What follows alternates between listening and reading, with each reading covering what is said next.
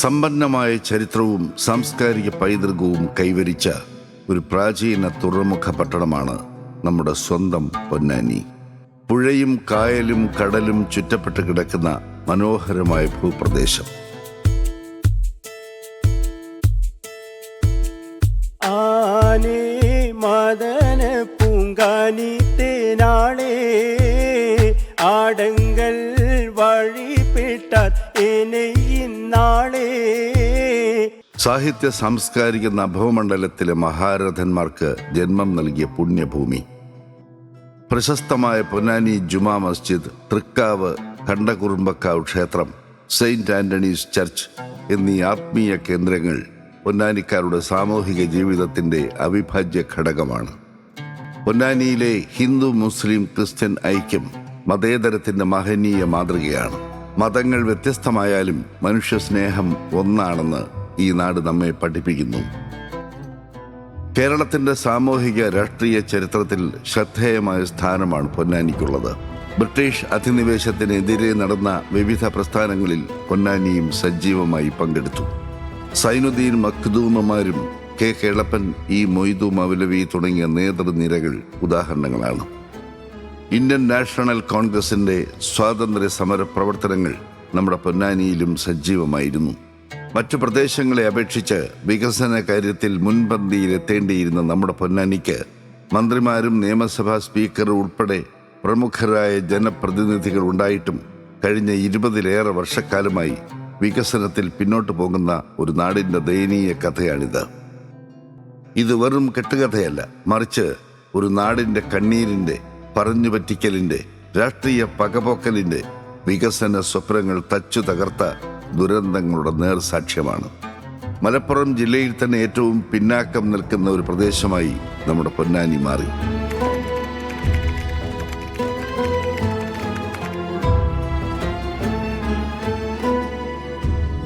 ഇത് പൊന്നാനിയിൽ മാത്രം കൂടുതലായി കാണുന്ന ഒരു കാഴ്ചയാണ്. കടൽ ഭിത്തി കെട്ടാത്ത തീരപ്രദേശം. കടൽ ഭിത്തി കല്ലുകൾ കൊണ്ടുള്ള വെറുമൊരു മതിൽക്കെട്ട് മാത്രമല്ല, അത് ജീവനും മരണത്തിനുമിടയിലെ ഒരു രേഖയാണ്. കടൽ ഭിത്തി ഇല്ലാത്ത ഈ തീരത്ത് ഓരോ മഴക്കാലവും ഒരു പരീക്ഷണമാണ്. പല വീടുകളും മണൽപ്പുറവും ഇന്ന് കടലെടുത്തിരിക്കുകയാണ്. കഴിഞ്ഞ 10 വർഷക്കാലമായി നിരന്തരമായി നമ്മൾ കേട്ടുകൊണ്ടിരിക്കുന്നതാണ് ചെല്ലാനം മോഡൽ കടൽ ഭിത്തി. പക്ഷേ ഇതുവരെ യാഥാർത്ഥ്യമാക്കാൻ കഴിഞ്ഞിട്ടില്ല.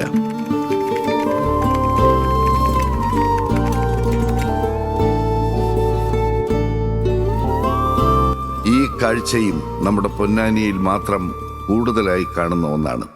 മറ്റു പ്രദേശങ്ങൾ വികസിക്കുകയും ജനങ്ങളുടെ ജീവനും സ്വത്തിനും സുരക്ഷിതത്വം ലഭിക്കുകയും ചെയ്യുമ്പോൾ ഓല കൊണ്ട് പണിത ചെറിയ കുടിലുകൾ കാലത്തിൻ്റെ പരീക്ഷണത്തിൽ ദുർബലമായി മാറിയിരിക്കുകയാണ്.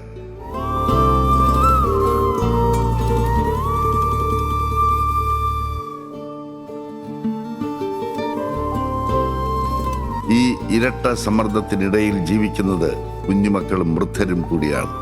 സുരക്ഷിതമായ വീടെന്നത് ഒരു ആഡംബരമല്ല, അതൊരു അടിസ്ഥാന മനുഷ്യാവകാശമാണ്.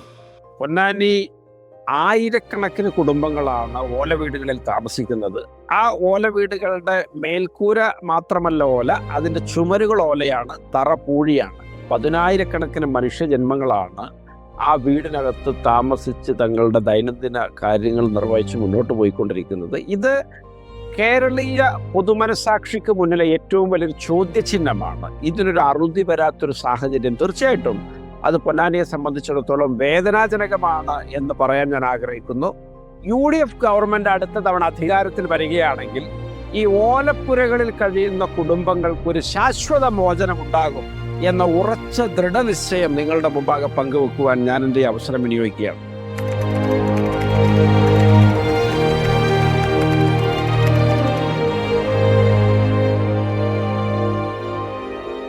പ്രകൃതിയോട് അനീതി ചെയ്യുന്നത് ഭാവിയോടുള്ള വഞ്ചനയാണ്. പ്ലാസ്റ്റിക് കൂമ്പാരങ്ങൾ കടലിൻ്റെ ശ്വാസം മുട്ടിക്കുമ്പോൾ അധികാരികൾ മൗനികളാകുന്നതാണ് ഏറ്റവും വലിയ മലിനീകരണം.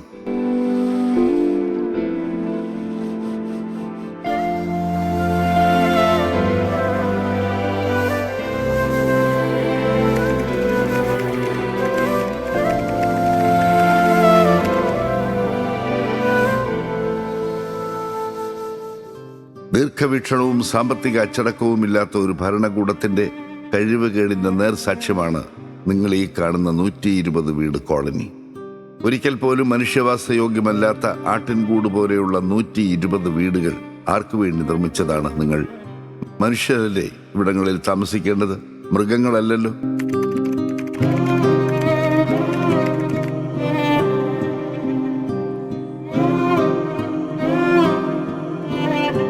ഇത് മത്സ്യത്തൊഴിലാളി ദുരിതാശ്വാസ കേന്ദ്രം. തീരാ ദുരിതത്തിലായി കിടക്കുന്ന ഈ ദുരിതാശ്വാസ കേന്ദ്രവും അഴിമതിയുടെയും കഴിവുകേടിന്റെയും മറ്റൊരു ഉദാഹരണമാണ്. ഇവിടെയാണ് ഒരു അങ്കണവാടി പ്രവർത്തിക്കുന്നത് എന്നതാണ് വലിയ അത്ഭുതം.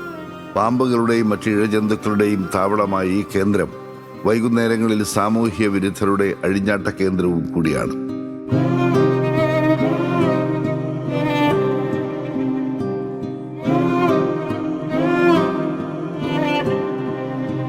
മത്സ്യത്തൊഴിലാളികളുടെ മക്കളായതുകൊണ്ടാണോ ഈ പിഞ്ചു മക്കൾക്ക് ഇങ്ങനെ ഒരു ദുരവസ്ഥ?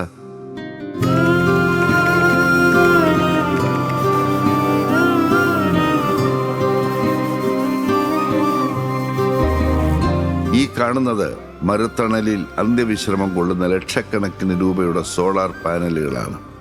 എന്റെയും നിങ്ങളുടെയും നികുതിപ്പണം കൊണ്ട് ധൂർത്തടിക്കുന്ന കഴിവുകെട്ട ഒരു MLA-യെയും ഭരണസമിതിയെയും ഇനിയും നമ്മൾ പേറേണ്ടതുണ്ടോ?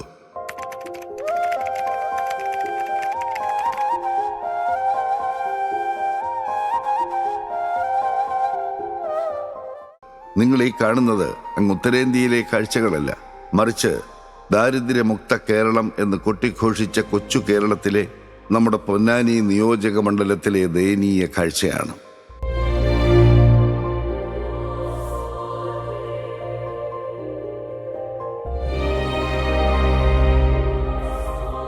ഗവർണർ കോളനി എന്നറിയപ്പെടുന്ന ഈ കോളനിയിലും ഒരുപാട് കുടുംബങ്ങൾ ദുരിതം പേറി കഴിയുന്നുണ്ട്.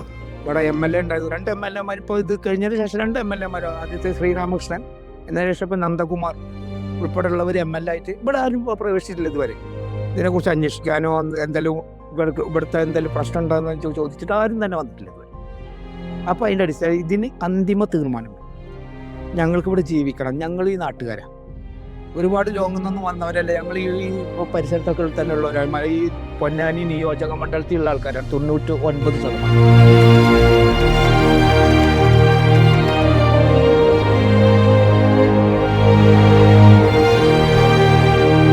ഇതാണ് പ്രശസ്തമായ പൊന്നാനിയിലെ ഹാർബർ പ്രദേശം.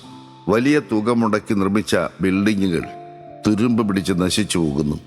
ലക്ഷങ്ങൾ മുടക്കി നിർമ്മിച്ച കുടിവെള്ള ടാങ്കുകൾ ഉപയോഗശൂന്യം.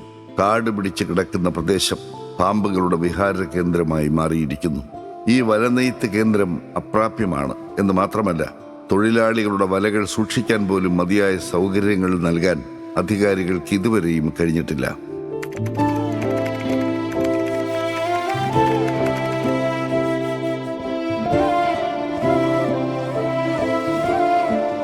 ഇതാണ് കോടികൾ മുടക്കി നിർമ്മിച്ച ഫ്ളാറ്റ്. അഴിമതിയും അശാസ്ത്രീയ നിർമ്മാണവും കാരണം ശരിയായ താമസ സൗകര്യങ്ങളോ കുടിവെള്ളമോ ഇല്ലാതെ ജനങ്ങൾ കഷ്ടപ്പെടുന്നു.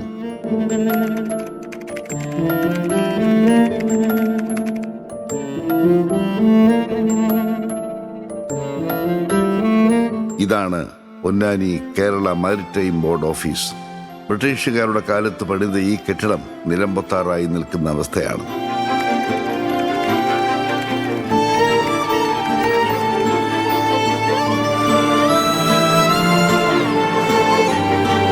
ഇത് വെളിയങ്കോട് പ്രദേശത്തെ കാട് പിടിച്ച് കിടക്കുന്ന മത്സ്യഭവൻ. ഉപയോഗശൂന്യമായ ഇത് ഒരു സ്മാരകമെന്നോണം കിടക്കുന്നു.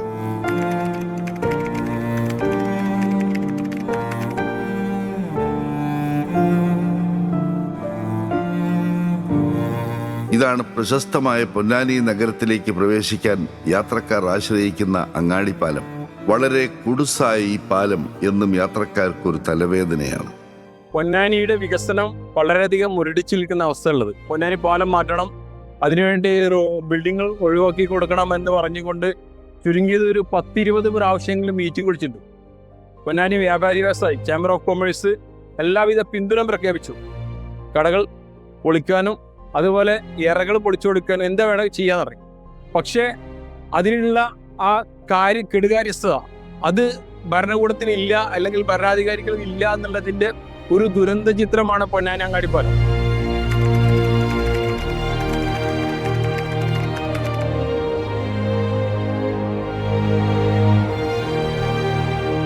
ഇത് ആലങ്കോട് പഞ്ചായത്തിലെ പ്രശസ്തമായ ഹൈടെക് വില്ലേജ് ഓഫീസ്.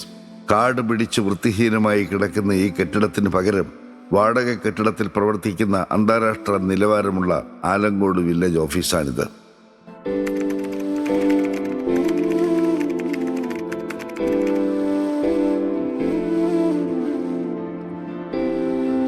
കുടുംബാരോഗ്യ കേന്ദ്രത്തിന്റെ ദയനീയമായ മറ്റൊരു കാഴ്ചയാണിത്. പ്രാഥമിക ആരോഗ്യ കേന്ദ്രങ്ങളെ പോലും നാണിപ്പിക്കും വിധം പൊട്ടിപ്പൊളിഞ്ഞ കെട്ടിടങ്ങളും ആധുനിക സൗകര്യങ്ങളുടെയും ഡോക്ടർമാരുടെയും അപര്യാപ്തതയും രോഗികളെ വല്ലാതെ പ്രയാസത്തിലാക്കുന്നു.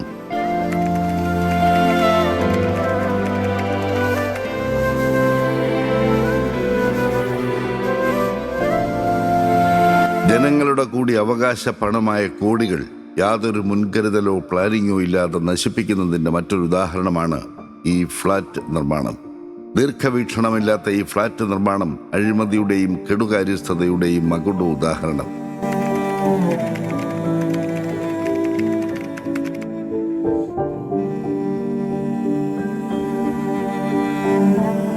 നൈതല്ലൂർ ഭാഗത്ത് നടക്കാതെ പോയ മറ്റൊരു ഫ്ളാറ്റ് നിർമ്മാണത്തിന്റെ കഥയാണിത്. ലക്ഷങ്ങൾ മുടക്കി ഇറക്കിയ വാതിൽ കട്ടിളകളും ജനൽ കട്ടിളകളും ഇന്നും ആ പ്രദേശത്തിന്റെ തീരാ നോവുകളായി കിടക്കുന്നു.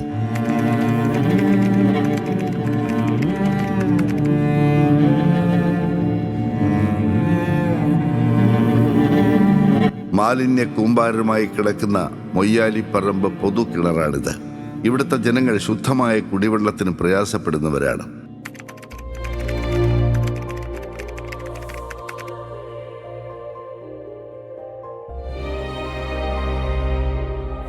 സ്വന്തമായി ഒരു മിനി സ്റ്റേഡിയം പോലുമില്ലാത്ത ഏക മണ്ഡലം എന്ന അഭിമാനം കൊണ്ടു നടക്കുന്ന നമ്മുടെ പൊന്നാനിക്കാരുടെ കായിക സ്വപ്നങ്ങൾ പൂവണിയാൻ നൈതല്ലൂരിൽ തന്നെ പിറക്കാതെ പോയ മറ്റൊരു പദ്ധതിയാണ് 2 ഏക്കർ ഭൂമിയിൽ ഒരു സ്റ്റേഡിയം എന്നത്.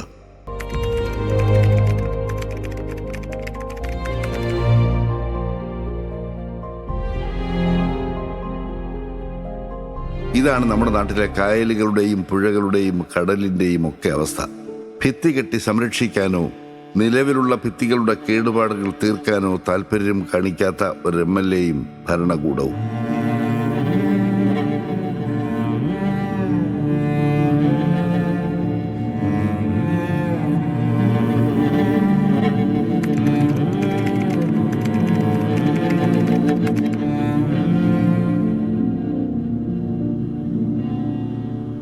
ഇതാണ് BM കായലിൽ നടക്കുന്ന പ്രശസ്തമായ വള്ളംകളിയുടെ പവിലിയൻ.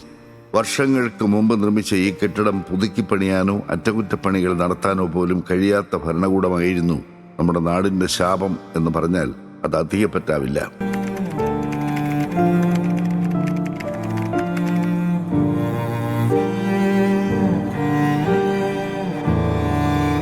പെരുമ്പടപ്പ് പഞ്ചായത്തിലെ ആനറക്കുളം അഴിമതിയുടെ മറ്റൊരു നേർസാക്ഷ്യം. 70 ലക്ഷത്തിലേറെ രൂപ ചെലവഴിച്ച് നിർമ്മിച്ച ഈ കുളത്തിന്റെ ഭിത്തികൾ നിലം പൊത്താറായ അവസ്ഥയിലാണ്.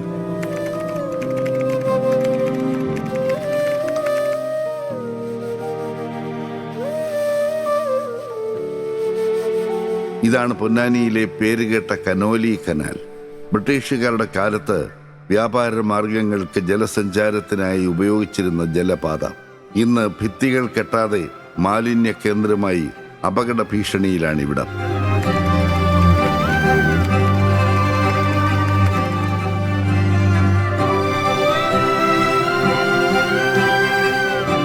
ആലങ്കോട് പഞ്ചായത്തിലെ ലിഫ്റ്റ് ഇറിഗേഷൻ പദ്ധതി ഇപ്പോൾ നോക്കുകുത്തിയാണ്. മറ്റൊരു മാലിന്യ കൂമ്പാരമായ ഈ പ്രദേശം കർഷകർക്കോ പ്രദേശവാസികൾക്കോ യാതൊരു പ്രയോജനവുമില്ലാതെ കോടികൾ വെള്ളത്തിലാക്കിയ ഈ പദ്ധതിയും പൂർണ്ണ പരാജയം.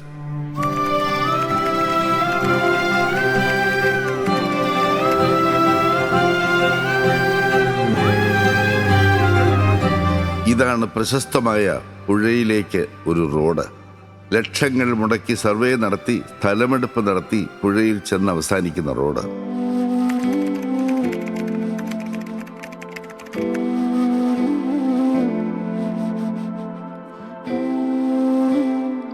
ഇനി മരിച്ചു ചെന്നാൽ പോലും സ്വസ്ഥമായി കിടക്കാൻ പറ്റാത്ത വിധം കാട് പിടിച്ച് പാമ്പുകൾ സ്വൈരവിഹാരം നടത്തുന്ന പൊന്നാനി നഗരസഭ പൊതു ശ്മശാനമാണിത്.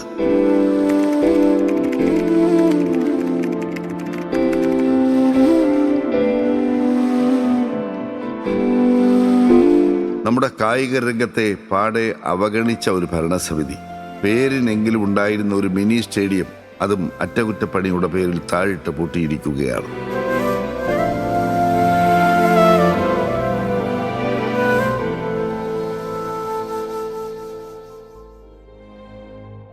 അടിസ്ഥാനപരമായിട്ട് ഇതൊരു പൊന്നാനി മുനിസിപ്പൽ മിനി സ്റ്റേഡിയം ആയിരുന്നു. ഇതുവരെ നവീകരിക്കണം എന്ന് പറഞ്ഞിട്ട് ആദ്യം ഔട്ട്ഡോർ സ്റ്റേഡിയം കോംപ്ലക്സ് എന്നുള്ള രീതിയിൽ ഇത് നവീകരിക്കണം എന്ന് പറഞ്ഞിട്ട് പുറത്ത് മണ്ണും കാര്യങ്ങളൊക്കെ ടെസ്റ്റ് ചെയ്തു. അതിനുശേഷം അത് ഫെയിൽഡായിട്ട് ഇവർ തിരുവനന്തപുരത്തേക്ക് റിപ്പോർട്ട് കൊടുത്തു. അതിനുശേഷം പുതിയ ഉടായ്പമായി വന്നേക്കാണ് ഇൻഡോർ സ്റ്റേഡിയം എന്നത്. ഈ ഇൻഡോർ സ്റ്റേഡിയം എന്ന് പറയുമ്പോൾ എപ്പോഴും പ്രളയം വരുന്ന പ്രദേശമാണത്. ഇത് പുഴയുടെ അടുത്ത് കിടക്കുന്ന പ്രദേശമാണ്. 2 വട്ടം പ്രളയം വന്ന് ഈ ഭാഗങ്ങളിലുള്ള വീടുകൾ, പുഴപ്പുറം പോക്കുകളിലുള്ള വീടുകളൊക്കെ മുങ്ങിപ്പോയതാണ്. ഈ സ്ഥലത്ത് ഇൻഡോർ സ്റ്റേഡിയം വരുമ്പോൾ എങ്ങനെയാണ് പോസിബിൾ ആവുക?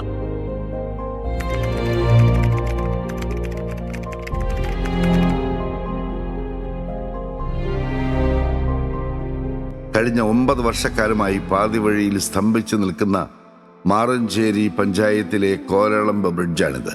പണി പൂർത്തീകരിക്കാൻ കഴിയാതെ കിടക്കുന്നതിനാൽ കോടിക്കണക്കിന് രൂപയുടെ സാധനങ്ങൾ ഇവിടെയും നശിച്ചു പോകുന്ന സുന്ദരമായ കാഴ്ച. ഇപ്പം ഞങ്ങളൊരു അറിവ് വെച്ച് നോക്കുമ്പോൾ ഈ ഒളമ്പക്കടവ് പാലം മരവിച്ച് കിടക്കുക എന്നാണ് ഞങ്ങളൊരു അറിവ്. കാരണം ഒരു 8-9 കൊല്ലമായിട്ട് ഇതില്ലല്ലോ. കുറച്ച് പണികളൊക്കെ കണ്ടിരുന്നു. ഇപ്പം പണികളും കാണുന്നില്ല. മറ്റു പലയിടത്തും ഇതോടനുബന്ധിച്ച് നടന്ന കുറ്റിപ്പാറ ആണെങ്കിലും പൊന്നാനി ആണെങ്കിലും ഇപ്പോൾ ഗതാഗത യോഗ്യമാക്കൽ കഴിഞ്ഞു.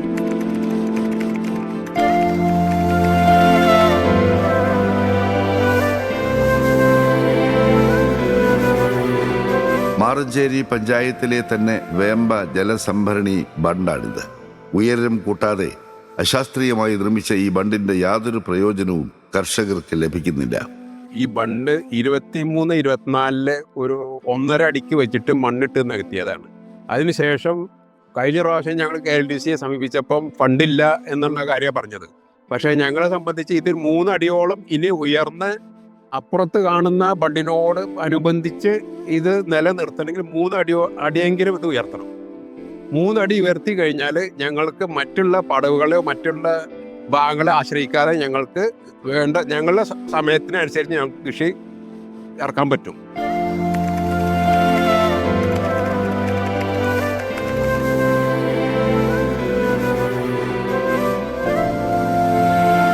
ഇതാണ് നൂറടിത്തോട് ജലസംഭരണി കേന്ദ്രം. കളിമൺ ഖനന പ്രശ്നം നേരിടുന്ന കൂലൻ കടവ്. ഈ കാണുന്ന നൂറടിത്തോട് പാലം വീതി കൂട്ടുക എന്ന കാലങ്ങളായുള്ള നാട്ടുകാരുടെ ആവശ്യം പൂർത്തീകരിക്കാൻ കഴിഞ്ഞിട്ടില്ല.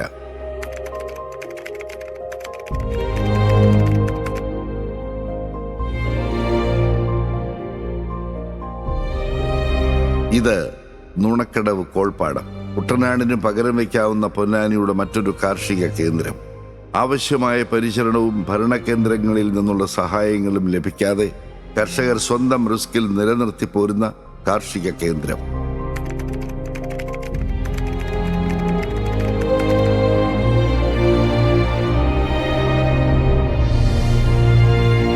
ഇതാണ് നീലൻതോട്.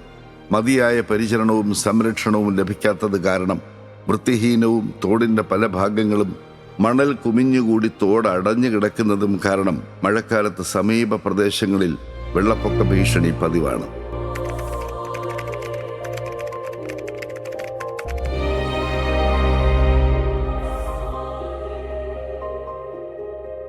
ഇനി നമുക്ക് 1,30,00,000 പണിത പൊന്നാനി പ്രൈവറ്റ് ബസ് സ്റ്റാൻഡ് ഒന്ന് കാണാം. പണി പൂർത്തിയാക്കാതെ കിടക്കുന്ന ബിൽഡിങ്ങുകളുടെ അകവും പുറവും രാത്രി സമയങ്ങളിൽ സാമൂഹ്യ വിരുദ്ധരുടെ ഒരു കേന്ദ്രവും കൂടിയാണ്.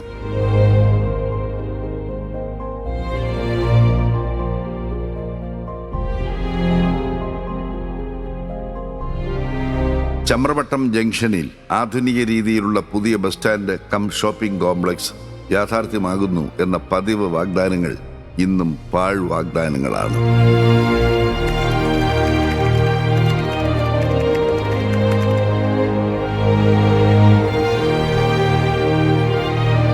മറ്റൊരു പാഴ് വാഗ്ദാനമാണ് ഭാരതപ്പുഴ BM കായൽ സംയോജനത്തിലൂടെ കുടിവെള്ളത്തിനും കൃഷിക്കും ബുദ്ധിമുട്ടുന്ന പൊന്നാനിക്കാർക്ക് ആശ്വാസം നൽകുമെന്ന് പ്രഖ്യാപിച്ച ഭാരതപ്പുഴ BM കായൽ സംയോജന പദ്ധതി.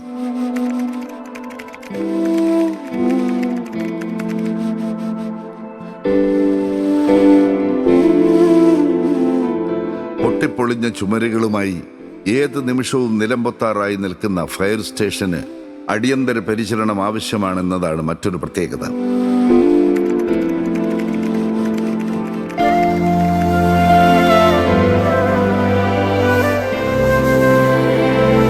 ഒരു കാലത്ത് പല സ്ഥലത്തേക്കും യാത്രാ സൗകര്യങ്ങൾ ലഭിച്ചിരുന്ന പൊന്നാനി KSRTC ഡിപ്പോ ഇപ്പോൾ സബ് ഡിപ്പോ ആക്കിയത് കാരണം പല റൂട്ടുകളും വെട്ടിക്കുറച്ചു.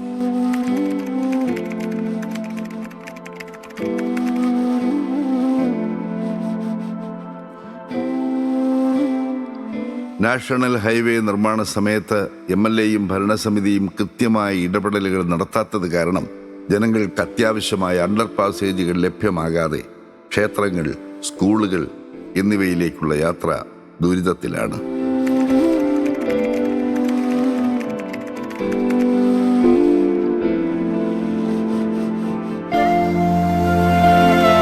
വർഷങ്ങളായി ഈശ്വരമംഗലം പ്രദേശത്ത് സർക്കാർ ഭൂമിയിൽ കുടിൽ കെട്ടി താമസിച്ചു വരുന്ന നിരാലംബരായ പുറമ്പോക്ക് നിവാസികൾക്ക് പട്ടയം നൽകാമെന്ന വാഗ്ദാനം ഓരോ തെരഞ്ഞെടുപ്പ് വരുമ്പോഴും പുതുക്കി പറയുക എന്നല്ലാതെ എന്താണ് ഈ പാവങ്ങൾക്ക് വേണ്ടി നിങ്ങൾ ചെയ്തിട്ടുള്ളത്?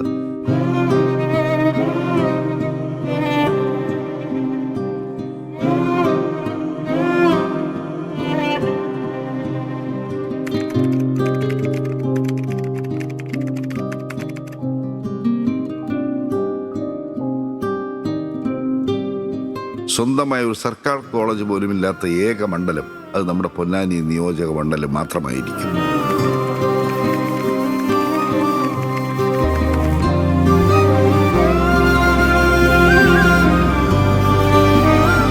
ഫുട്ബോളിന്റെ ഈറ്റില്ലമായ പൊന്നാനിക്ക് അന്താരാഷ്ട്ര നിലവാരത്തിലുള്ള ഒരു ഫുട്ബോൾ അക്കാദമി വേണ്ടേ? ഇവിടെ ദേശീയ ഗുസ്തി താരങ്ങളുണ്ട്. സംസ്ഥാന തലത്തിൽ ഫുട്ബോളിൽ വലിയ തോതിൽ പ്രകടനം കാഴ്ചവെച്ച വലിയ മിടുക്കന്മാരായ കളിക്കാരുണ്ട്. ഇവരുടെയൊക്കെ ഭാവിയിലേക്കുള്ള മുന്നോട്ട് പോക്ക് കൂമ്പടഞ്ഞു നിൽക്കുന്ന ഒരു സാഹചര്യമാണ് പൊന്നാനിയിലുള്ളത്. ഇവിടെ ഒരു മര്യാദക്കൊരു സ്റ്റേഡിയം പോലും പൊന്നാനിയിലില്ല. ഇവിടെ ഒരു ഫുട്ബോൾ ക്ലിനിക്കോ അല്ലെങ്കിൽ ഈ പറഞ്ഞ ക്രിക്കറ്റ് നെറ്റ് പ്രാക്ടീസിൻ്റെ ഒരു സൗകര്യങ്ങളോ മറ്റ് കായിക ഇനങ്ങൾക്കുള്ള ഒരു തരത്തിലുള്ള അടിസ്ഥാന സൗകര്യങ്ങളും പൊന്നാനിയിൽ ലഭ്യമല്ല എന്നുള്ളത് ഓരോ പൊന്നാനിക്കാരനെയും ഗൗരവപൂർണമായിട്ട് ചിന്തിപ്പിക്കേണ്ട ഒന്നാണ്. കാരണം ആരോഗ്യമുള്ള മനസ്സും ആരോഗ്യമുള്ള ശരീരവും ഒക്കെ പരസ്പരം ബന്ധപ്പെട്ട് കിടക്കുകയാണ്. നമ്മുടെ കൗമാര യൗവന പ്രായത്തിലുള്ള ഈ പ്രതിഭകളൊക്കെ ഇത്തരത്തിലൊരു ഘട്ടം കഴിഞ്ഞാൽ പല വഴിക്ക് ചിതറിത്തെറിച്ചു പോകുന്നൊരവസ്ഥ അത് പൊന്നാനിക്ക്, ആ വ്യക്തികൾക്ക്, നമ്മുടെ സമൂഹത്തിന്, ഈ രാജ്യത്തിന് തന്നെ വലിയ തോതിലുള്ളൊരു നഷ്ടമാണ് വരുത്തി വെക്കുന്നത്. ഞാനൊരു കാര്യം പറയാൻ ആഗ്രഹിക്കുന്നു. നാളെ ഞാൻ പൊന്നാനിയിൽ നിന്ന് തെരഞ്ഞെടുക്കപ്പെടുന്ന പക്ഷം, ഞാനൊരു MLA ആയി വരുന്ന പക്ഷം, തീർച്ചയായിട്ടും പൊന്നാനിക്കൊരു സ്റ്റേഡിയം ഉണ്ടാവും. പൊന്നാനിയിലെ കായിക ഇനങ്ങൾക്ക് പ്രത്യേക പരിരക്ഷയുണ്ടാകും. അതിനുള്ള പരിശീലന സൗകര്യങ്ങളുണ്ടാകും. കഴിഞ്ഞ 20 വർഷക്കാലം കൊണ്ട് മന്ത്രിമാരും നിയമസഭാ സ്പീക്കറും ഉൾപ്പെടെ പൊന്നാനിക്കാർക്ക് സ്വന്തമായി ഉണ്ടായിട്ട് പോലും ഈ നാടിനെ പിറകോട്ടടുപ്പിച്ചവർക്ക് ഇനിയും നമ്മൾ മാപ്പ് നൽകില്ല. രാഷ്ട്രീയ അന്ധത മറന്ന് വിവേകത്തോടെ ചിന്തിക്കുക. അന്ധമായ രാഷ്ട്രീയ ചിന്ത നാടിന്റെ നാശത്തിലേക്ക് നയിക്കൂ. മറ്റു നാടുകൾ വളരുമ്പോൾ നമ്മുടെ പൊന്നാനിയും വളരണം. അതിനായി നമുക്ക് ഒത്തൊരുമിച്ച് കൈകോർക്കാം ഒരു പൊതുയുഗ പൊന്നാനിക്കായി. ഇത് പൊന്നാനിക്കാരുടെ സ്വന്തം KP നൌഷാദ് അലി. കഴിഞ്ഞ എത്രയോ വർഷങ്ങളായി അയ്യപ്പ ഭക്തർക്ക് ഇടത്താവള ഒരുക്കിയും പുണ്യ റംസാൻ മാസത്തിൽ തീരപ്രദേശത്തെ പാവപ്പെട്ടവർക്ക് ഓല വീടുകൾ പുതുക്കി പണിതു കൊടുത്തും കേന്ദ്ര സംസ്ഥാന സർക്കാരുകളുടെ ഭക്ഷ്യസാധനങ്ങളുടെ വിലക്കയറ്റത്തിൽ പ്രയാസം അനുഭവിച്ച 7000-ലധികം വരുന്ന മത്സ്യത്തൊഴിലാളി കുടുംബങ്ങൾക്ക് MP ഗംഗാധരൻ ഫൗണ്ടേഷന്റെ നേതൃത്വത്തിൽ ആവശ്യമായ ഭക്ഷ്യസാധനങ്ങൾ പകുതി വിലയിൽ എത്തിച്ചു നൽകിയും സ്ത്രീ സംബന്ധമായ ഗർഭാശയ മുഴകൾ, മൂത്രാശയ രോഗങ്ങൾ, ഒവേറിയൻ ക്യാൻസർ തുടങ്ങിയ രോഗങ്ങൾ കൊണ്ട് കഷ്ടപ്പെടുന്ന 150-ലേറെ സ്ത്രീകൾക്ക് എറണാകുളം ലേക്ക് ഷോർ ഹോസ്പിറ്റലുമായി സഹകരിച്ച് സൗജന്യ ശസ്ത്രക്രിയ നടത്തിക്കൊടുത്തും ജനഹൃദയം കീഴടക്കിയ പൊന്നാനിക്കാരുടെ സ്വന്തം KP നൌഷാദ് അലിയെ അദ്ദേഹത്തിന്റെ തെരഞ്ഞെടുപ്പ് ചിഹ്നമായ കൈപ്പത്തി അടയാളത്തിൽ വോട്ടുകൾ രേഖപ്പെടുത്തി വമ്പിച്ച ഭൂരിപക്ഷത്തോടെ വിജയിപ്പിക്കണമെന്ന് വിനീതമായി അഭ്യർത്ഥിക്കുന്നു. പുതുയുഗ പൊന്നാനിക്കായി നമുക്കൊത്തൊരുമിച്ച് കൈകൾ കോർക്കാം.